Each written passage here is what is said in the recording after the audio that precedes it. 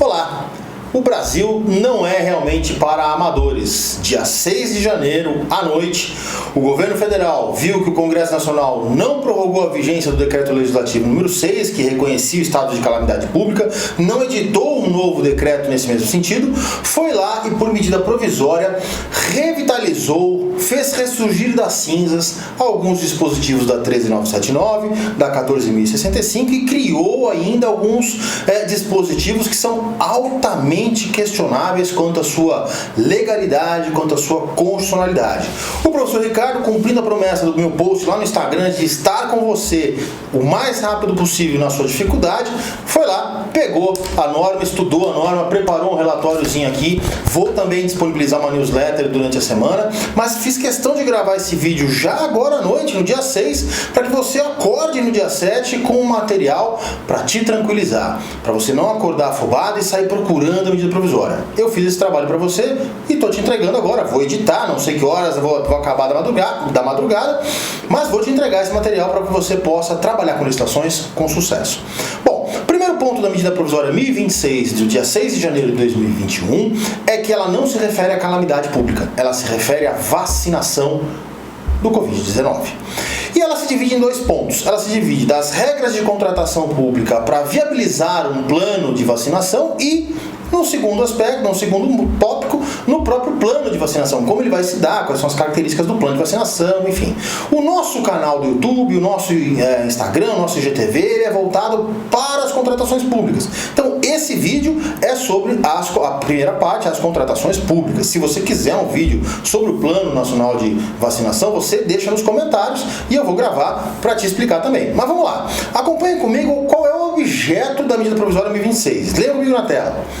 Artigo 1º. Esta medida provisória dispõe sobre as medidas excepcionais relativas à aquisição de vacinas, insumos, bens e serviços de logística, tecnologia da informação e comunicação, comunicação social e publicitária e treinamentos destinados à vacinação contra a Covid-19 e também sobre o Plano Nacional de Vacinação do Covid. Bom, falando aí da primeira parte, da parte de contratações, da parte de logística da administração pública, nós vamos falar que ela retoma aí a possibilidade de dispensa de licitação para a contratação desses bens, desses serviços, desses objetos que a gente acabou de ler. Eu não vou ler de novo só para não ficar redundante. Mas o importante aqui é lembrar que essa dispensa, ela é muito parecida, ela é uma prima muito próxima ali da dispensa emergencial do artigo 24 da Lei de Licitações, ok? Então ela exige uma emergência, ela exige, né, um caráter de urgência. Tanto assim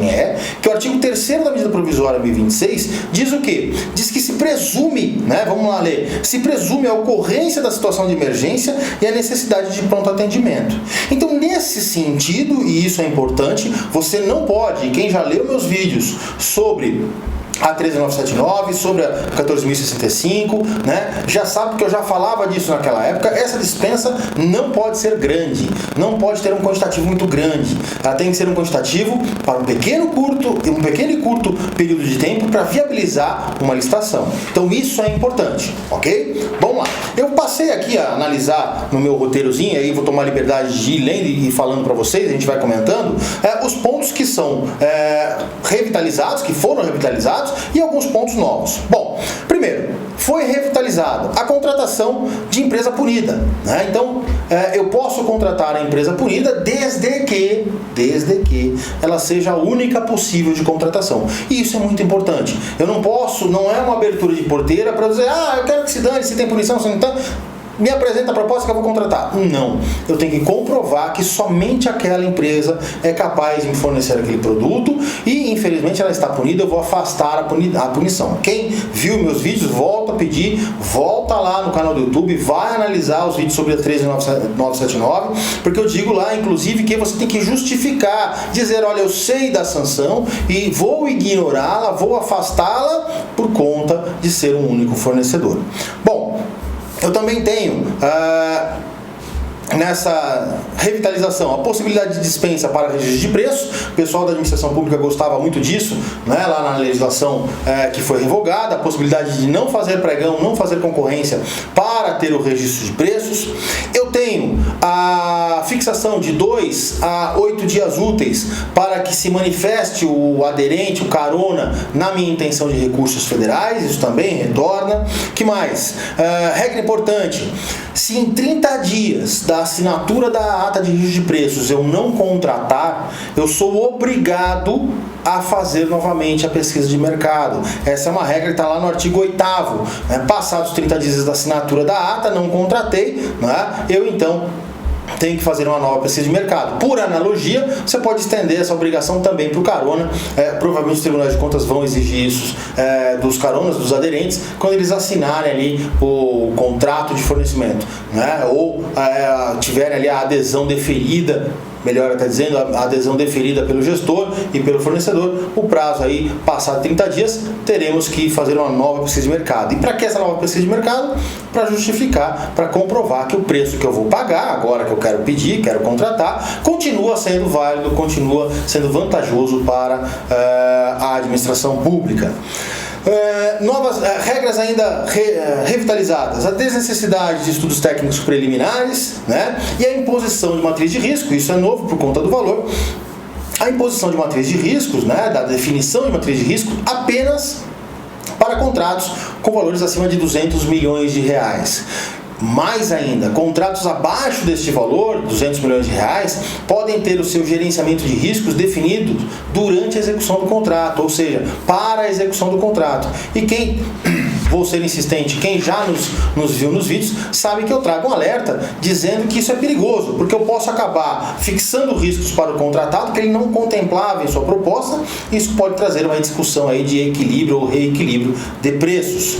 Volta também a ter validade o termo de referência simplificado e, principalmente em casos excepcionais, devidamente justificados, a possibilidade de dispensa da estimativa de preços. Nesses casos, eu tenho que justificar o porquê que eu vou dispensar essa estimativa de preços antes de realizar a minha contratação na fase interna, e obviamente que a justificativa maior será a urgência, a premência da obtenção do objeto a ser contratado, ok? Eu não vou aqui ficar repetindo quais são os itens do termo de referência simplificado, até porque isso você pode ler na norma, não mudou da legislação passada, que foi revogada, não tem nada novo, mas o importante é saber, volta a existir o termo de referência simplificado. Volta também a possibilidade de contratar acima do valor estimado, não é? Você fez a estimativa de preço, vai para a contratação, seja ela por dispensa, por licitação, e só encontra preços acima. A legislação também permite, a medida provisória 1026 também permite a contratação acima do valor estimado, desde que eu negocie com os demais potenciais fornecedores, e 2, justifique o porquê desse valor acima do valor estimado, demonstre a necessidade de pagar a mais. Tá? Posso também, coisa que está sendo trazida novamente à vigência, posso também dispensar os requisitos de habilitação, né? Nota importante que nós já falávamos no canal do YouTube, né? Nota importante: isso não significa que qualquer empresa pode ser contratada sem habilitação. Que a primeira empresa, eu tenho lá uma licitação com 5, 6 participantes, a primeira empresa tem o menor preço, ela não tem requisito de habilitação, eu vou contratá-la. Não é isso. O que significa dizer eu vou dispensar a documentação de habilitação somente se aquela empresa for a única possível de ser contratada. Então, se no nosso exemplo lá de 5 empresas, a primeira tem o menor preço, mas não tem documentação de habilitação, ela vai ser inabilitada dentro das regras do jogo, aplicando lá regularização fiscal tardia, enfim, nada muda a esse respeito, né? Ela vai ser inabilitada ou inabilitada posteriormente, no caso da Lei Complementar 123, regularização fiscal tardia, né? E eu vou para o segundo menor preço, para o terceiro menor preço, não há problema nenhum. O que a medida provisória 1026 diz é o seguinte: se só existir aquela empresa e ela não satisfizer os requisitos de habilitação, ela pode ser contratada, salvo quanto? Primeiro, a regularidade trabalhista, a regularidade com a previdência social e quanto à observação do trabalho do menor, que ele não pode trabalhar em locais noturnos, insalubres, periculosos. Isso está lá no artigo 7º da medida provisória. Vou reduzir o prazo do pregão pela metade. Olha o pregão express aí voltando à tona, o pessoal da administração gosta muito, né? Voltou o pregão express. Volta também a imposição somente de recurso com efeito devolutivo, não tem o efeito suspensivo. Nota importante, isso não é regra geral, tá? Para que essas regras tenham validade, eu tenho que colocar na fase interna e no preâmbulo do meu edital que aquele certame ou que aquela contratação está sendo regida também pela medida provisória 1026. Isso é importante, ok? Para você dizer, olha, eu estou dentro da medida provisória 1026, porque daí eu posso até avaliar se eventualmente o objeto se adequa ou não ao artigo 1º. Muitas perguntas vieram para mim durante a 13979 se eu poderia comprar A, B, C, contratar A, B, C, e a resposta é, se refere, naquela época, né, se refere à calamidade pública, né? Não, então não pode. Aqui se refere à vacinação? Não, então não pode, né? A regra continua a mesma, só que só tem que adequar o objeto ao artigo 1º, que define os objetos que podem ser então abordados pela 1026. Então eu tenho lá a redução, a vinculação do efeito devolutivo nos nossos recursos. Tenho também a consideração das licitações, não as dispensas, das licitações para registro de preços como compras nacionais. Isso é importante porque aumenta os limites para os caronas e o limite total de caronas. Tenho também, e aí vejam que são só dispositivos e regras que já existiam, perderam a vigência, legislação provisória, muitos doutrinadores falavam, né, e agora estão retornando por força da medida provisória. Tenho também, então, o retorno da possibilidade de aditivos para acréscimos e supressões até 50%. Lembra aquele aditivo de 25% lá da Lei de Licitações, artigo 65? Pois é, os 25% passam a ser 50%, ok? Então também tenho o retorno dessa regra. Posso, né, órgão federal volta a poder aderir a atas estaduais, municipais e distritais, né, com os mesmos limites, então limite individual de 50% da ata e limite total dos caronas do dobro da ata ou 200%. Né? E aí nós vamos falar de um ponto importante que começa a vir coisas novas e a gente tem que abordar de um ponto de vista crítico. Também voltou o pagamento antecipado. Okay? Então eu também as regras de pagamento antecipado também voltaram, porque o pagamento antecipado já existia na Lei de Licitações desde 93, porque não existiam regras mais objetivas, que a 13979, a 14.065 acabaram trazendo em conjunto para a aplicação aí durante a vigência do Decreto Legislativo número 6. Mas a medida provisória 1026, ela vai além de criar o pagamento antecipado. Ela cria a mesma regra, as mesmas exigências que se faziam da administração e as possibilidades que a administração poderia de acompanhar o produto, de exigir garantia de até 30%, de condicionar novos pagamentos, né, a quitação e entrega de pagamentos anteriores, né, tudo isso continua válido. Ok? Só que além disso, a administração colocou a possibilidade de perder o pagamento antecipado. Isso está lá no inciso 1º do artigo 12, né? O eventual pagamento antecipado, inclusive com a possibilidade de perda do valor antecipado. Isso não existia. E por que colocaram isso? Porque a indústria farmacêutica estrangeira está fazendo um lobby gigante para entrar no Brasil.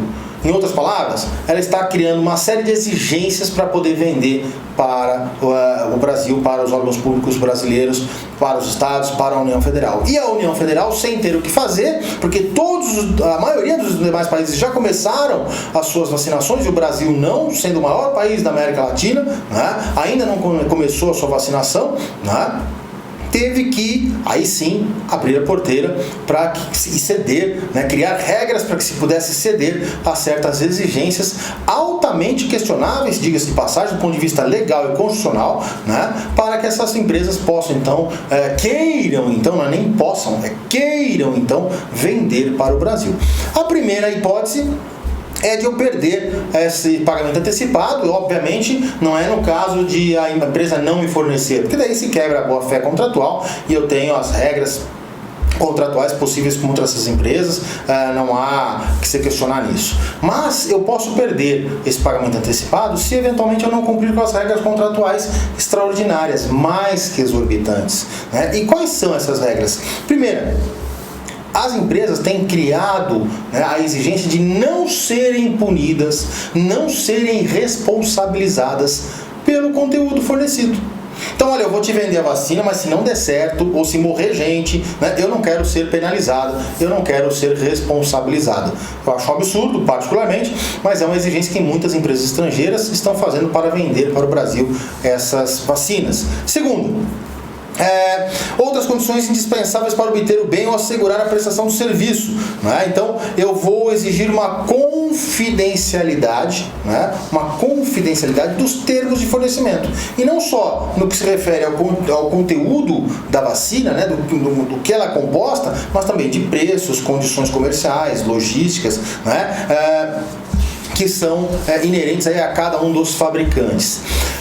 E vou, por fim, criar a hipótese, né, criar a possibilidade de aplicar essas regras, de aplicar a medida provisória até o dia 31 de julho de 2021. O que diz a medida provisória? Que as regras de contratação da medida provisória, na verdade a medida provisória como um todo, valerão até dia 31 de julho, independente dos prazos contratuais, dos compromissos assumidos. Então notem que mudou um pouco do texto lá da 13.979 e da 14.065. Aqui eu posso aplicar essas regras até 31 de julho e todos os contratos que eu firmar até esta data, né, poderão ser prorrogados, poderão ter a sua vigência respeitada, mesmo que ultrapassem esse 31 de julho. Ok? Faltou falar de uma coisa, não faltou? Que todo mundo está esperando no vídeo? Qual é? A dispensa, professor. Mudou o valor da dispensa? Não, a medida provisória 1026 não fala nada da alteração dos limites de dispensa de licitação. Lembra lá os 50 mil reais, os 100 mil reais que alterava o artigo 24, inciso 1º e 2º da lei de licitações provisoriamente? Pois é, né? A medida provisória 1026 nada falou sobre os valores de dispensa. Então, eles continuam, agora continuam com os valores originais já atualizados da lei de licitações. Então não há que se falar nos 100 ou nos 50 mil reais, ok? Eu sou o professor Ricardo Ribas, vim agora em caráter excepcional, queria até ter colocado aquela vinheta, né, chamativa, mas não deu tempo. Vou editar o vídeo para você e me coloco à sua disposição lá no nosso canal do Telegram para tirar dúvidas, canal gratuito, nos nossos e-mails, na bio do meu Instagram e no descritivo desse vídeo no YouTube estarão os meus contatos para que você possa entrar em contato comigo e tirar dúvidas sobre a 1026, sobre a lei de licitações ou qualquer outro assunto relacionado com o tema licitações e contratos administrativos. Fiquem espertos com as nossas datas de cursos ao longo do ano, sobre a legislação e sobre a nova lei de licitações, porque além da 1026, da lei provisória 1026, tá vindo quem aí? De trem, de carrilhão, tá vindo quem? A nova lei de licitações. Nós já estamos preparados, nós já estamos treinando, já estamos estudando a nova lei de licitações com base no projeto legislativo, obviamente, porque ainda não pende uma sanção presidencial, ainda pode mudar alguma coisa, mas já estamos estudando o texto que provavelmente não será alterado. Fico à sua disposição, obrigado pela sua audiência, te vejo nos próximos vídeos. Tchau!